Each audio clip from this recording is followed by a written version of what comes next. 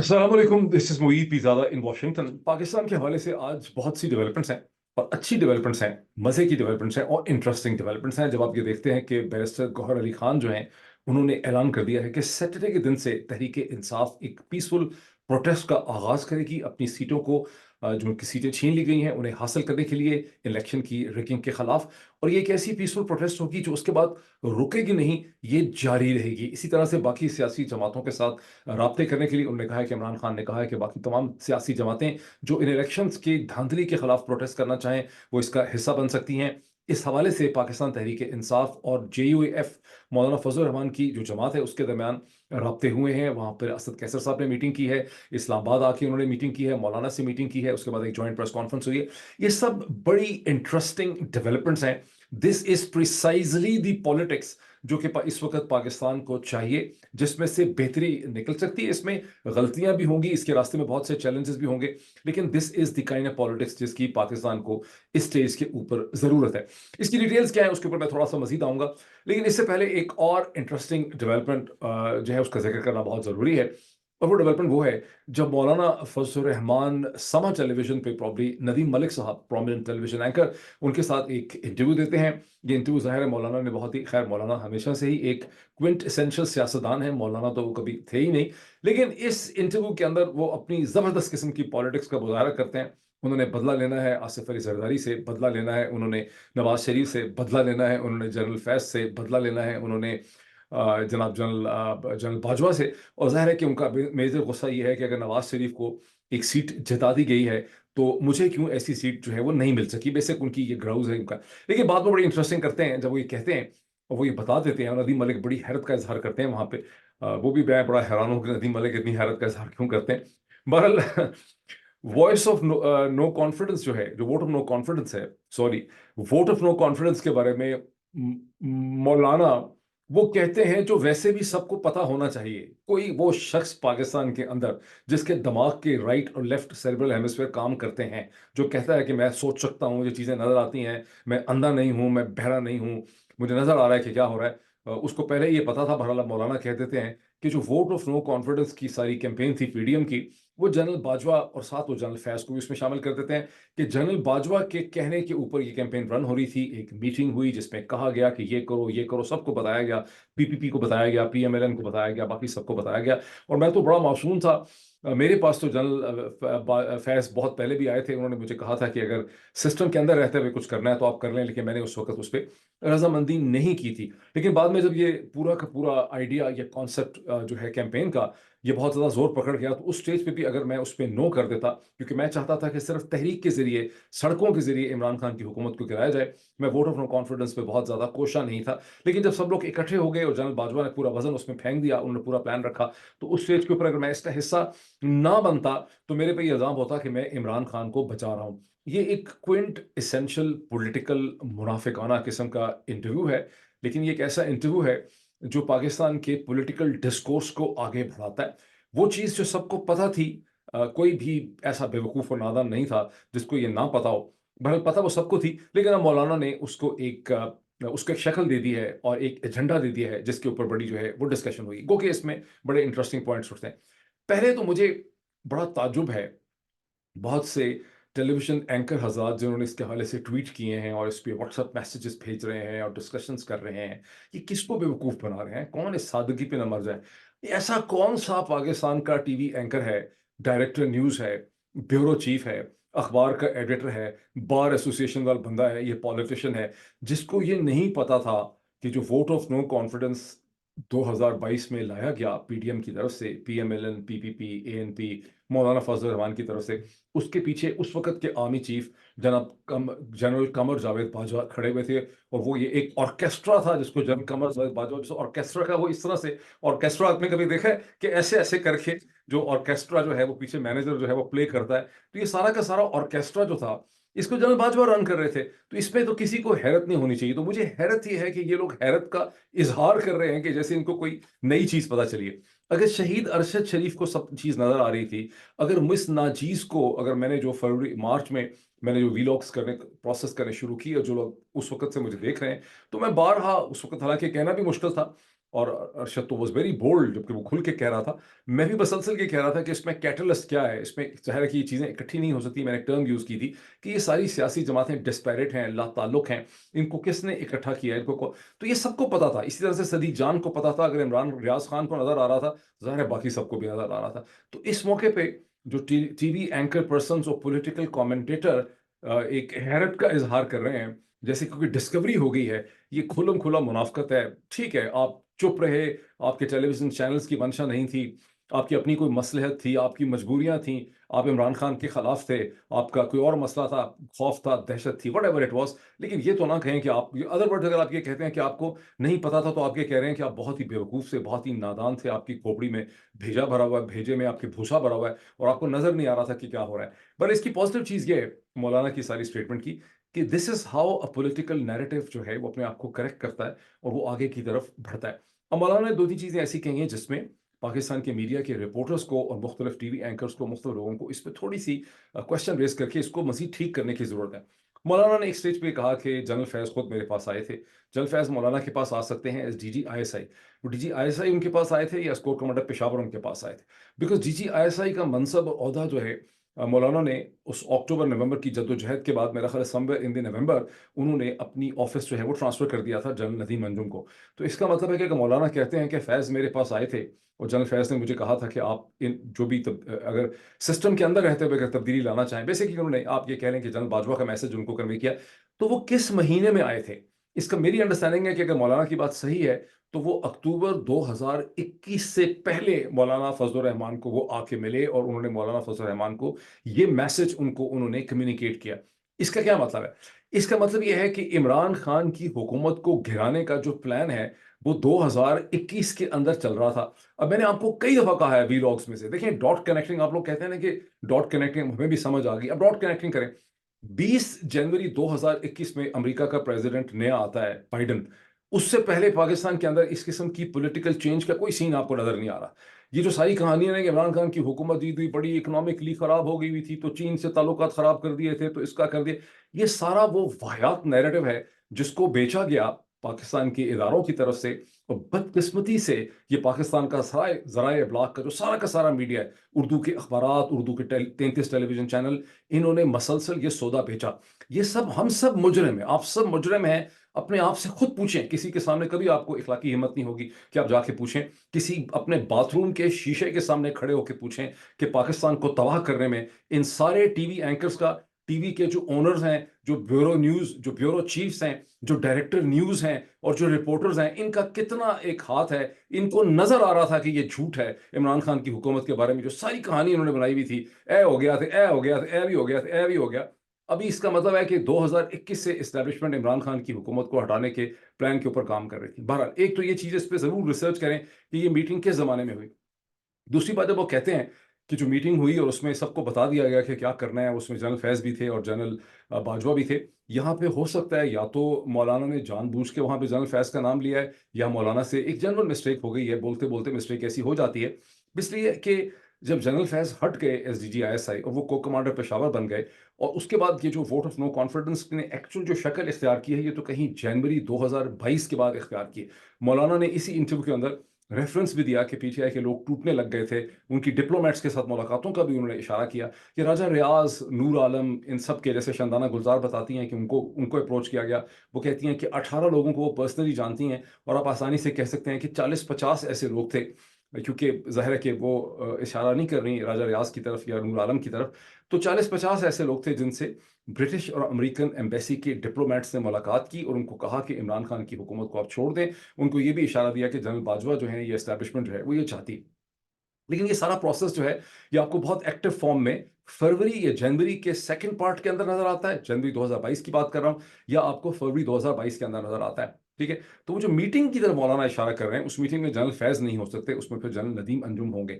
अगर जनरल फैज उस मीटिंग में है, इसको रिपोर्टर्स को वेरीफाई करना चाहिए, इसको रिसर्च करें। ये पता चल जाएगा, जरूरी नहीं है कि मौलाना के मुंह से ही उनको पता चलेगा। और बड़े तरीके हैं, मौलाना के राइट लेफ्ट पे लोग होंगे, मौलाना का कोई असिस्टेंट होगा, मौलाना का कोई डायरी लिखने वाला होगा, मौलाना का कोई ड्राइवर होगा, मौलाना किस तारीख को PDM के मौलाना इस्लामाबाद में थे, कब वो इसे कहते हैं डेरा गाजी, डेरा इस्माइल खान में थे, कब वो इसे कहते हैं पेशावर में थे। इन सब चीज़ों से पता चल जाएगा कि ऐसी मीटिंग अगर हुई है तो ये मीटिंग कब हुई है, इसकी बड़ी इंपॉर्टेंस है। और जो रिपोर्टर की कहानी होती है, वो हिस्टोरियन का और हिस्ट्री का पहला ड्राफ्ट होता है। तो ये इसकी बड़ी सिग्निफिकेंस है। बहरहाल जो कुछ हुआ वो इंटरेस्टिंग है। अब आ जाते हैं इस चीज़ के ऊपर, जहां बैरिस्टर गौहर और तहरीक इंसाफ जो है वो पीसफुल प्रोटेस्ट की एक सैटरडे से बात करें। मैंने एक पिछला वीलॉग किया था, मेरा ख्याल थोड़ी बहुत कोई 5-10% मैंने भी कंट्रीब्यूशन की है पाकिस्तान तहरीक इंसाफ की कोर कमेटी का एक माइंड बनाने के लिए। और मैं ही नहीं हूँ उसमें, सदीक जान भी हैं, उसमें बहुत से लोग हैं, ट्विटर भरा पड़ा है उन सारे लोगों से जो पाकिस्तान तहरीक इंसाफ की कोर कमेटी की जो सुस्त रवि है और उसकी जो एक डिसफंक्शनैलिटी है और उसका जो एक फूंक फूंक के कदम उठाने वाला स्टाइल था, उस पर वो तनकीद कर रहे हैं। ठीक है। और मैंने ये भी, अच्छा बाकी लोग बहुत एकदम इल्जाम लगा देते हैं कि भी फलां फलां से मिला हुआ है, रॉन्ग नंबर है, साजिश है, पैसे पकड़ में। मैं ऐसी कोई बात नहीं कर रहा। मैं ये कह रहा हूं कि पाकिस्तान की, जो मैंने कहा है उसको मैं एक्सप्लेन कर रहा हूँ। पाकिस्तान की इस्टेब्लिशमेंट एक अटल हकीकत है, उनकी प्रेजेंस है हर जगह। जाहिर है उनके तमाम पीटीआई कोर कमेटी के साथ उनके राब्ते हैं, उनके तमाम टीवी एंकर्स के साथ भी राब्ते हैं, उनके रिपोर्टर्स के साथ भी राब्ते हैं, उनके हर सियासतदान के साथ भी राब्ते हैं। ये तो एक अटल हकीकत है ना, इसको डिनाई करना मुनाफिकत है। इसको इसको मानना सच्चाई है। इसको मान के ही आपने चलना है। जब आप मान लेते हैं कि सारी की सारी पीटीआई की जो 30 लोग होंगे कोर कमेटी के, उन सब के साथ एस्टैब्लिशमेंट के कर्नल साहिबान के राब्ते होंगे, तो इसका मतलब है कि एक टू वे कम्युनिकेशन वहां चल सकती है। वहां गिव एंड टेक हो सकता है। वहां जहां वो आके अपना हुक्म सादर करते हैं, उतना ज्यादा आप भी आगे से पुश बैक कर सकते हैं। और उनकी जो एबिलिटी है आपको दबाने की, वो हर आने वाले दिन के साथ कम हो जाएगी। बिकॉज फिजिक्स का लॉ है कि everything that goes up has to come down. हर वो चीज जो ऊपर की तरफ जाती है और एक सर्टन ऊंचाई को गेन करती है, उसके बाद वहां वो ज्यादा देर रुक नहीं सकती। ये लॉज ऑफ नेचर है, ये अल्लाह का कानून है। जो फिजिक्स का कानून है वो अल्लाह का कानून है। तो वो चीज बहुत देर ऊपर रुक नहीं सकती, फिर उसको थोड़ी देर स्टेशनरी रहने के बाद आहिस्ता आहिस्ता नीचे की तरफ गिरना होता है। पाकिस्तान की इस्टेब्लिशमेंट ने अपनी ताकत का जो मुजाहरा करना था May 9 ऑनवर्ड्स, वो कर चुके हैं। उन्होंने अपनी क्लाइमेक्स दिखा दी है। अब उनकी जो मजीद पावर प्रोजेक्शन करने की एबिलिटी है, वो दिन, अब वो एक प्लेटो के ऊपर है। कितनी देर तक वो इस प्लेटो के ऊपर स्टेशनरी रह सकते हैं, खड़े रह सकते हैं? बहुत देर नहीं रह सकते। ये आप, मैं अकेला नहीं हूं, आप में से सैकड़ों हजारों लोगों ने ये जजमेंट करनी है। पीटीआई ने करनी है, जेयूआईएफ ने करनी है, पीपीपी ने करनी है, एएनपी ने करनी है, पूरी मीडिया ने करनी है, सब ने करनी है कि इस पे वो स्टेशनरी नहीं रह सकते। और मेरी अंडरस्टैंडिंग ये है कि अब वो उस किस्म की ताकत का दोबारा मुजाहरा नहीं कर सकते जिस ताकत की सैंक्शन उन्होंने May 9 का नाटक करके हासिल की थी। अमेरिका भी तंग आ चुका है, बरतानिया भी तंग आ चुका है, सीआईए भी तंग है, स्टेट डिपार्टमेंट भी तंग है, एनएसए भी तंग है, बरतानिया की MI6 भी तंग है। बिकॉज एक चीज 2 साल से लटक गई है। अगर एक चीज 2-2.5 महीने में उसका हल निकल सकता होता तो वो इनके साथ खड़े होते। अब सब लोग ये चाहते हैं कि कोई सोल्यूशन जो है इसका निकलना चाहिए। तो ये वो एक पावर डायनामिक की अंडरस्टैंडिंग है जिसके अंदर रहते हुए पाकिस्तान तहरीक इंसाफ को और बाकी सारी जमातों को अपनी मूवमेंट को आगे लेकर चलना है। और इसका जो अल्टीमेट हदफ है वो बड़ा क्लियर होना चाहिए कि पाकिस्तान में जो इलेक्शन हुए हैं वो इलेक्शन के नाम पे एक मजाक और एक ड्रामा हुआ है। किसी ने लिखा मेरे यूट्यूब के ऊपर कि डॉक्टर साहब आप अच्छे पढ़े लिखे हैं, बड़ा अच्छा एनालिसिस करते हैं, या पॉटी की टर्म जो है यहाँ पे इस्तेमाल ना। मैं क्या टर्म इस्तेमाल करूं इस इलेक्शन के लिए? ये इलेक्शन की टर्म जो है पॉटी ही तो कर दी है उसके ऊपर आके उन्होंने। और पॉटी से मेरा मतलब है कि उसको गंदा कर दिया इतनी बुरी तरह से। और वो मैं देखे ना, ये इस तरह का है जिस तरह से अगर आप में से सब लोग जो स्कूल में इम्तिहान देके पास हुए हैं, अगर 5-6 वहां पे पर्चे आपके हैं मैथ्स में, अब आपके हर पेपर में आपके नंबर लग गए। ये फॉर्म 45 और फॉर्म 47 का जो एग्जाम्पल है, इसको तशबीह दी जा सकती है कि आपको मैथ्स में नंबर मिल गए, इंग्लिश में नंबर मिल गए, उर्दू में मिल गए, साइंस में मिल गए, बायोलॉजी केमिस्ट्री में मिल गए। ये कह रहे हैं कि आपको 5 पर्चों के अंदर 90-90-90 मार्क मिल गए। तो 5 पर्चों के 90-90 मार्क्स को जब आप ऐड करेंगे तो 450 हो जाएंगे, 90 × 5। लेकिन उन्होंने उसके काउंटिंग करके बना दिए उसको 250 या उसको बना दिए 150। This is at simple. और जिसके 150 बनते थे, जिसके 10-10 नंबर थे, 5 पर्चों में 50 बनते थे, पीएमएलएन की बात कर रहा हूं, उसको 450 नंबर दे दिए हैं या उसको 400 नंबर दे दिए। तो दैट इज एट सिंपल। अब इसका मतलब क्या है? इसका मतलब है कि अल्टीमेटली पाकिस्तान में दोबारा इलेक्शन होने हैं। लिसन अगेन, पाकिस्तान में कोई हल नहीं है, पाकिस्तान में दोबारा इलेक्शन होने हैं। वो इलेक्शन 4 महीने में ये फैसला हो जाता है कि दोबारा होने हैं, 5 महीने में ये फैसला हो जाता है कि दोबारा होने हैं, 6 महीने में ये फैसला हो जाता है, लेकिन होने दोबारा इलेक्शन ही है। ये जो इलेक्शन हुए हैं फरवरी 2024 के, ये नल एंड वॉइड हैं। इनका पाकिस्तान की इलेक्टोरल हिस्ट्री के साथ कोई ताल्लुक नहीं है। दुनिया में कभी भी इतना फटीचर, इतना गंदा, इतना घटिया, पॉटी ज्यादा किस्म का इलेक्शन जो है वो कभी भी नहीं हुआ। अब ये इस्टेब्लिशमेंट का माइंड बनाना है इन तमाम सियासी जमातों ने, ज़राए इब्लाग ने, बार एसोसिएशंस ने, दुनिया भर के मीडिया ने मिलकर इनको समझाना है कि ये जो आपने शिट की है, ये शिट चलने वाली नहीं है, ये नहीं चल सकती है, इसका कोई फ्यूचर नहीं है। आपको इस सूरत हाल को ठीक करना है। ठीक है, आपके पास बंदूकें हैं, पावर्स हैं, सब कुछ है, लेकिन ये आपने गंद किया है और ये गंद जो है इसको समेटें और इसको ठीक करें। अब इनका माइंड बनाने के लिए ये एक सारी स्ट्रगल होती है और उसमें जब बैरिस्टर गौहर कहते हैं कि हम सैटरडे से अपनी पीसफुल मूवमेंट का आगाज करेंगे, कैंपेन का आगाज करेंगे, that's a positive step. Having said this, इसका 8 तारीख की रात के 12 बजे से इस कैंपेन का आगाज हो जाना चाहिए था। आपने 9 तारीख, 8 की तारीख रात ज़ाया की, 9 ज़ाया की, 10 ज़ाया की, 11 ज़ाया की, 12 ज़ाया की, 13 ज़ाया की, 14 ज़ाया की, 15 तारीख आपने ज़ाया कर दी।